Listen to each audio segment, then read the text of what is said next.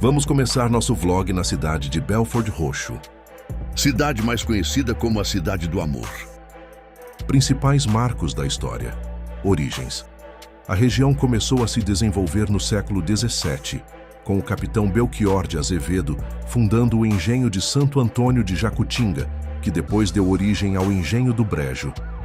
Nome: a estação de trem, antiga Estação do Brejo, foi renomeada em 1897 para Belford Roxo, em homenagem a Raimundo Teixeira Belford Roxo, um importante inspetor de obras públicas. Emancipação.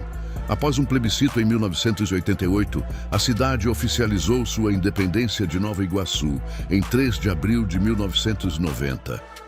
Desenvolvimento. A ferrovia impulsionou o crescimento da região, transformando antigas fazendas em uma área urbana. Curiosidades. O nome Belford, com D, em vez de Belforte, original do engenheiro, pode ter sido um erro ortográfico em decretos da década de 1930. A cidade também abriga a Bica da Mulata, marco histórico trazido da França por Dom Pedro II. Localização. Faz divisa com Duque de Caxias, Mesquita, São João de Meriti e Nova Iguaçu. Alguns anos após a expulsão dos franceses, o governador do Rio de Janeiro, Cristóvão de Barros, concedeu ao capitão Belchior de Azeredo uma sesmaria às margens do rio Sarapuí, na antiga aldeia dos índios Jacutingas. Nesse local, ele fundou o engenho de Santo Antônio de Jacutinga, que futuramente seria o atual município de Belford Roxo. Uma ermida para Santo Antônio foi construída na encosta de uma colina a 750 metros da margem do rio Sarapuí, próximo ao local estabelecido para atividades portuárias. No limiar do século XVII, o engenho de Santo Antônio de Jacutinga foi desmembrado, surgindo então o engenho Maxambomba, Nova Iguaçu, e o engenho da Posse. No século XVIII, um novo desmembramento, dessa vez nas terras do engenho do Maxambomba, fez surgir o engenho Cachoeira, Mesquita, em terras que pertenceram ao governador do Rio de Janeiro, Salvador Correia de Sá e Benevides. Por mais de 200 anos, as terras mantiveram-se por sucessão hereditária sob o controle dos herdeiros de Salvador Correia de Sá e Benevides, a família Correia Vasques. Em meados do mesmo século XVIII, as terras do engenho Santo Antônio voltaram a ser desmembradas para a formação de novos engenhos, do Brejo e do Sarapuí.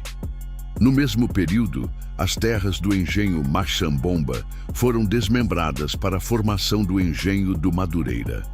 Em 1767, em uma carta topográfica da Capitania do Rio de Janeiro, feita por Manuel Vieira Leão, aparece claramente nessa região o engenho do Brejo. O seu primeiro ocupante foi Cristóvão Mendes Leitão. Em 1739, a Baixada Fluminense é cortada pelo rio Sarapuí e era cercada por pântanos e brejais.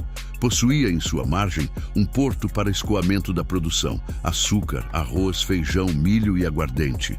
Após uma sucessão de proprietários, em 1815, o padre Miguel Arcanjo Leitão, que era proprietário das terras, vendeu-as ao primeiro visconde de Barbacena, Felisberto Caldeira Bran Pontes de Oliveira Horta, futuro marquês de Barbacena.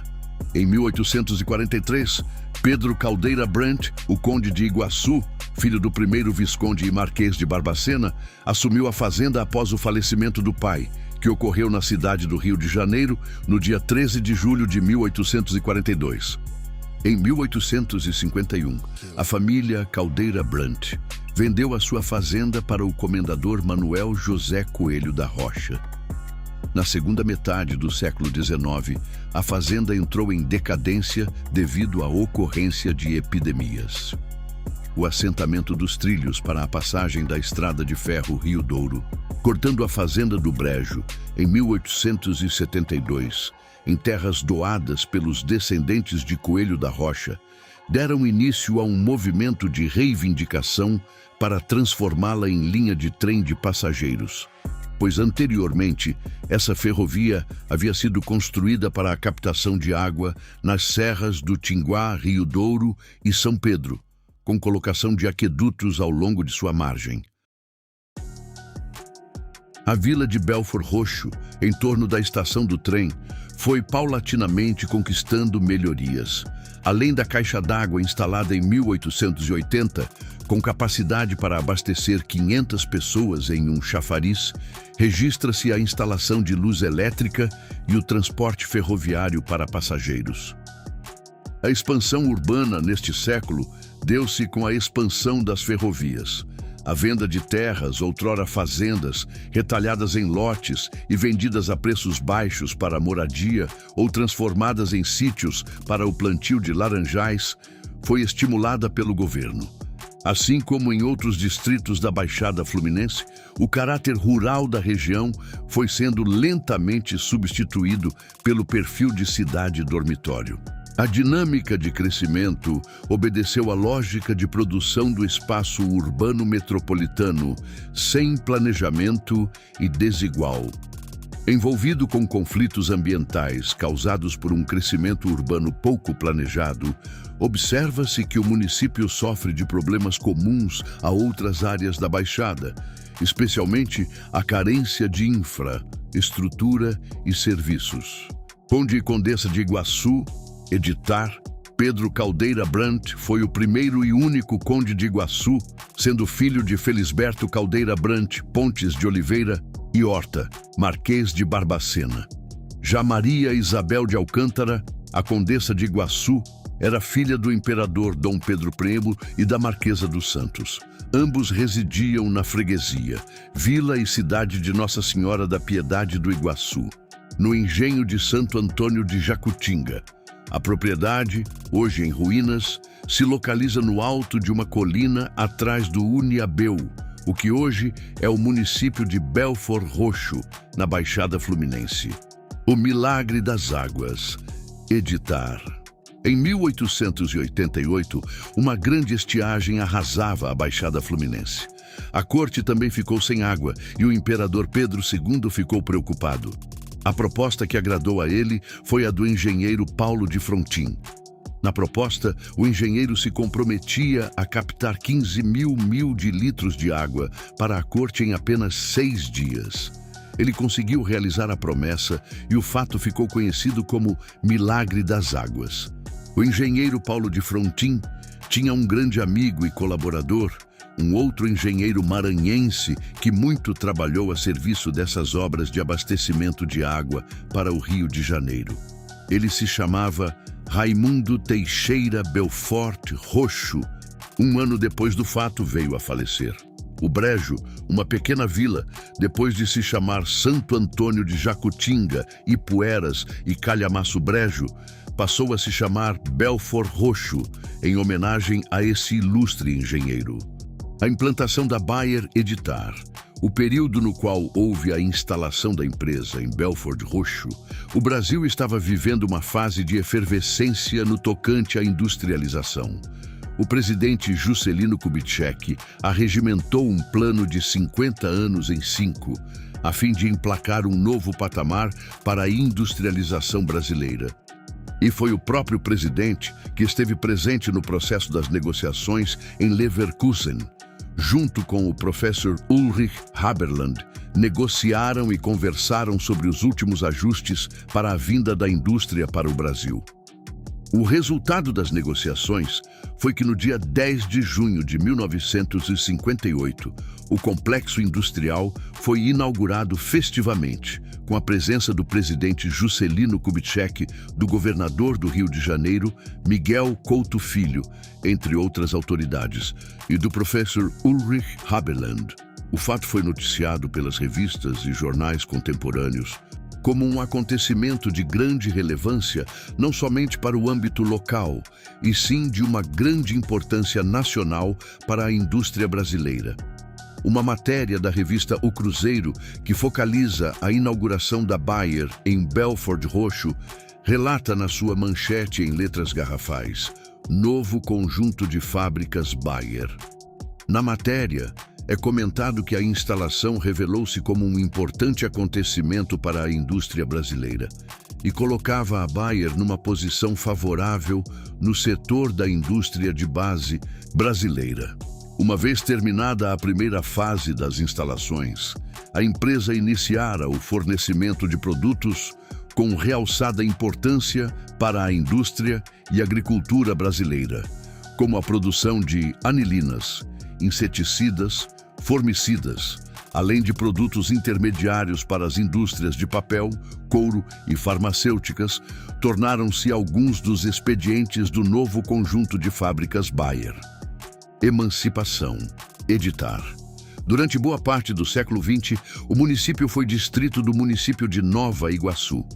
No dia 3 de abril de 1990, a Lei Estadual número 1640 foi aprovada. Sendo assim, Belford Roxo foi desmembrado politicamente de Nova Iguaçu. O município de Belford Roxo foi instalado em 1º de janeiro de 1993 e seu primeiro prefeito foi Jorge Júlio da Costa dos Santos, o Joca, que foi eleito com mais de 76 mil votos. E até hoje é considerado o melhor prefeito que já governou o município de Belford Roxo. Qual o bairro mais nobre de Belford Roxo? Não há um consenso absoluto sobre o bairro mais nobre, mas o Centro, Parque São Vicente, Sargento Roncalli, Bairro das Graças e Vila Dagmar são frequentemente citados como áreas de melhor qualidade de vida, com boa infraestrutura, acesso a serviços e transporte, atraindo famílias com empreendimentos de maior conforto na região. Bairros em destaque e suas características Centro e Vila Dagmar oferecem infraestrutura comercial farta, escolas, lazer e acesso fácil à Dutra, sendo muito valorizados pela comodidade e transporte. Parque São Vicente e Sargento Roncalli, conhecidos por empreendimentos mais preparados para famílias que buscam conforto e bem-estar, com acesso à estação de trem. Bairro das Graças, apontado como uma região com boa qualidade de vida, próximo a outros bairros bem estruturados. Jardim Primavera, apelidado de Suíça da Baixada por ser arborizado e organizado, ótimo para famílias. Segundo pesquisas, Santa Amélia e Piam são bairros vizinhos localizados em Belford Roxo, na Baixada Fluminense, Rio de Janeiro. A região é conhecida por ser predominantemente residencial, mas com comércio local ativo, incluindo opções gastronômicas, como o Espeto Santa Amélia, oferecendo conveniência aos moradores e fácil acesso a serviços na Avenida Joaquim da Costa Lima. Joaquim da Costa Lima. Localização: situados em Belford Roxo, próximos ao bairro Nova Piam. Perfil: bairros residenciais, com casas e apartamentos, situados na Avenida Joaquim da Costa Lima, um dos principais eixos de circulação da região. Infraestrutura: a área conta com comércios locais, escolas e opções de lazer como restaurantes e bares, incluindo o Espeto Santa Amélia na Avenida Guarani. Moradia: a região possui opções de apartamentos à venda, com unidades de 2 quartos e área de lazer, sendo uma boa opção para quem busca morar próximo ao centro de Belford Roxo. A estrada Doutor Farrula, localizada no bairro Heliópolis, em Belford Roxo, RJ, é uma área movimentada com comércio local, incluindo lojas de móveis como a Novo Lar e serviços. A região, frequentemente associada ao comércio e bazar local, é conhecida no Bazar do Farrula, Heliópolis, no Facebook, para compra e venda de produtos. Destaques da região: Farrula, Heliópolis, Belford Roxo, RJ. Comércio local. Disponibilidade de móveis e estofados, com destaque para Novo Lar na estrada Doutor Farrula. Serviços: e Bazar. A página de Bazar no Facebook atua como um centro comunitário para anúncios de produtos e serviços na região, incluindo Lunática Burgues II e itens de beleza.